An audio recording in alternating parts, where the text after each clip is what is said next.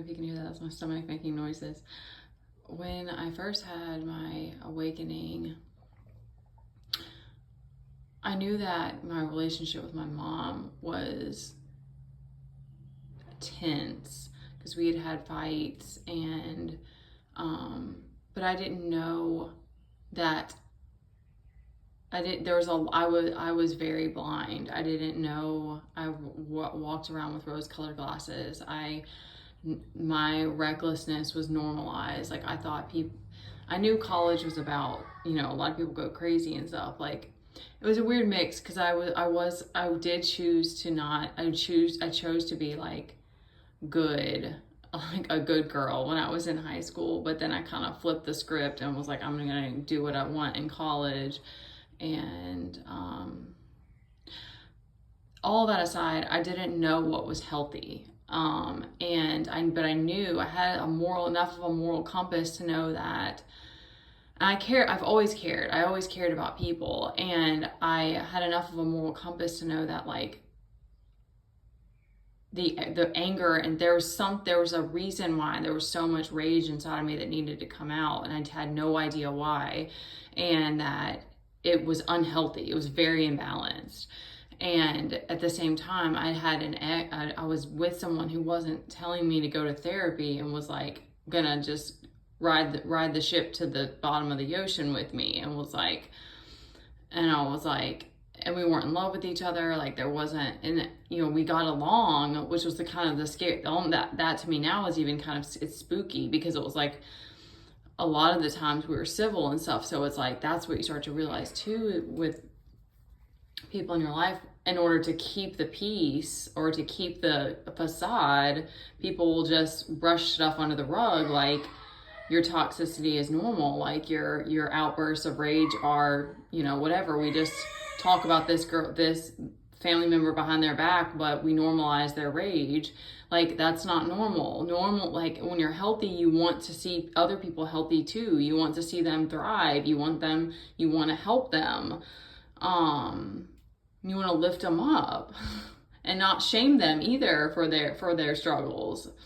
So this warrior energy kind of like came out of me, because I was like, all right, I'm gonna face this, and the devil is inside of me. Like, I was like, I see that now. Like, it's not some mythical creature. It's like, this is a part of who I am. And I don't know. I just started hearing my guides, and I think my ancestors were around me, and it started off as this warrior energy of like, I want to change the world. It was like I didn't necessarily think that, but it was like this very strong warrior part of me this archetype came out. And I also started getting really into fitness, started getting into lifting weights, and like I wanted to be like the warrior. So, but I didn't know, where the road was going to go. And then I became a single mom, and but I just was like, I'm going to face this head on. And, then it's been this insane journey of realizing that it's like, it's always the people around you. And I think I want to give that, like, in a bigger way. I think it's that I don't, even now, there's moments where I remember really beautiful memories. Like, no one in my family is all bad. And I don't think that most people are wholly evil, but it's almost like, if you don't choose to purify, you don't want to better yourself, then you just become a vessel for like whatever. And it's like, it's almost like that in a way. I feel like, because the dynamic shifted as well. As soon as I started to embody this, like, I'm facing my shadow head on, it was like, it became a battle, like, with the people around me. So it was like, I couldn't go more than a day or two living with my mom without there being an issue. And I was standing up for myself. I mean, I've always been a little bit that way, but I had low self-esteem at one point. So at this point, I was like, I'm standing up for myself. I'm a mom now. Like, you don't just get to boss me around and stuff. So it was like, we were fighting all the time. And so it started to become like, all of these people around me was the spiritual warfare. Like, those were the people that I was up against.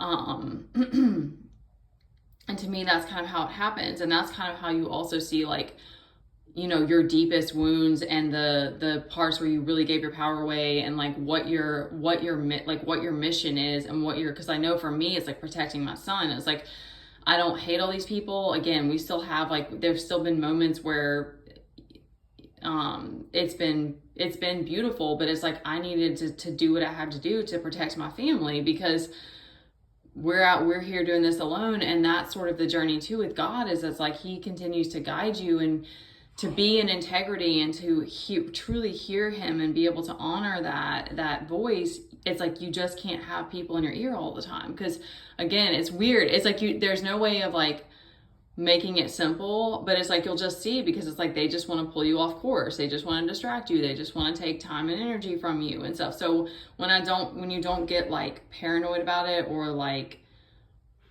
you looking at these people like they're just an enemy, it's like, and you can detach and kind of just see the bigger picture, what it is. It helps to take it back as like your journey. But it's also like, I know that sovereignty is my birthright. I know that that's what I wanted. And I know it's not right for people to try to pull me off course with God. It's like, I know that that's but it's not easy decisions. It's not black and white. Like, why does your family still come back around and try to mess with you? Like, you just have to take it every time it comes up and deal with it in those moments. And it's hard, because I know I'm probably am the villain now to them, and I have to accept that, because I know in my heart that I love them, and I know that I would still want to show up for them how I could. That was creepy. That was Teddy knocking. But I also know that I'm still in a very sensitive place in life, where I'm not there's a lot of stability that I still need to acquire, and I want to hear God. I want to be close to him. I don't want to be pulled off path, and I don't want to be around people that can't honor that, or don't, and then think that what I'm doing is silly, like, making fun of me for doing tarot and stuff, when it's like, that's not maybe the most important thing I've ever done in this life, but I love it. Anyway, so I think that's it, because I've gotta get I start to drift away. So I don't know, just know that honoring your inner voice and God, it's like things are gonna work out the way that they're meant to. And for the people that don't understand how emotional it is, for those of us who are moving through our shadow, it's sort of like you just have this knowing that God is going to protect you through that, and that if you still don't wish ill on people, things will work out the way that they're meant to. All right.